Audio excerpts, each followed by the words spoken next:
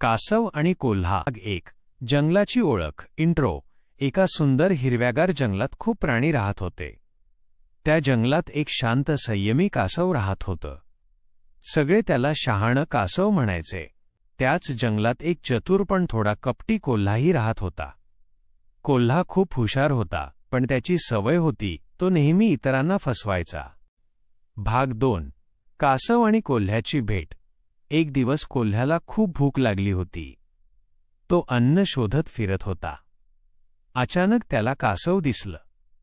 कोल्हा मनात म्हणाला, आज तर छान जेवण मिळालं.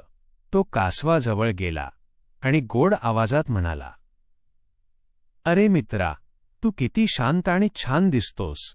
माझ्याबरोबर चल, आपण नदीकाठी फिरायला जाऊ.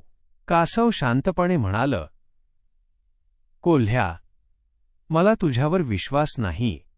तू नेहमी फसवतोस. भाग 3 कोल्ह्याची योजना. कोल्हा लगेच विचार करू लागला. त्याने एक युक्ती केली.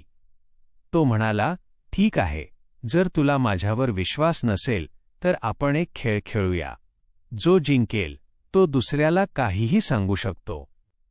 कासव थोडं विचार करून म्हणालं, ठीक आहे, पण खेळ प्रामाणिक असायला हवा. भाग 4 शर्यत सुरू. खेळ होता नदीपर्यंत शर्यत. सगळे जंगलातील प्राणी पाहायला आले. ससा, हरिण, माकड सगळे. कोल्हा हसत म्हणाला, कासवा, तू मला हरवू शकत नाहीस. शर्यत सुरू झाली. कोल्हा वेगाने पळू लागला आणि कासव हळूहळू चालू लागलं. भाग 5 कासवाची शहाणी चाल. कोल्हामध्येच थांबला आणि विचार केला, हे कासव तर खूप हळू आहे. मी थोडा आराम करतो. तो झाडाखाली झोपला. दरम्यान कासव शांतपणे थांबता चालत राहिला. भाग 6 ट्विस्ट. कासवाला आधीच माहिती होतं की कोल्हामध्येच थांबेल. कासवाने एक वेगळी युक्ती केली होती. त्यानं नदीकाठी आधीच आपला एक मित्र, दुसरं कासव ठेवलेलं होतं. कोल्हा जागा झाला आणि धावत नदीकाठी गेला. पण तिथे कासव आधीच पोहोचलेलं दिसलं. कोल्हा आश्चर्यचकित झाला.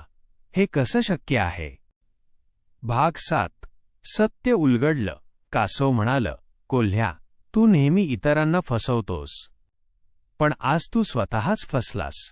मी हळू आहे, पण मी विचार करून चालतो. तू वेगवान आहेस, पण गर्व करतोस. भाग 8 कोल्ह्याचा धडा. कोल्ह्याला आपल्या चुकांची जाणीव झाली. तो म्हणाला, मित्रा, मला माफ कर. आज मला समजलं की चतुराईपेक्षा प्रामाणिकपणा महत्वाचा आहे. कासव हसत म्हणालं, जर तू खरंच बदललास तर आपण मित्र होऊ शकतो. भाग 9 नवीन सुरुवात. त्या दिवसानंतर कोल्हा बदलला. तो इतरांना फसवणं सोडून दिलं. कासव आणि कोल्हा दोघे चांगले मित्र झाले. जंगलात सगळे म्हणू लागले, खरा विजय वेगात नाही तर शहाणपणात आहे. शिकवण मोरल. गर्व आणि फसवणूक शेवटी अपयश देतात, पण संयम आणि शहाणपणा नेहमी जिंकतात.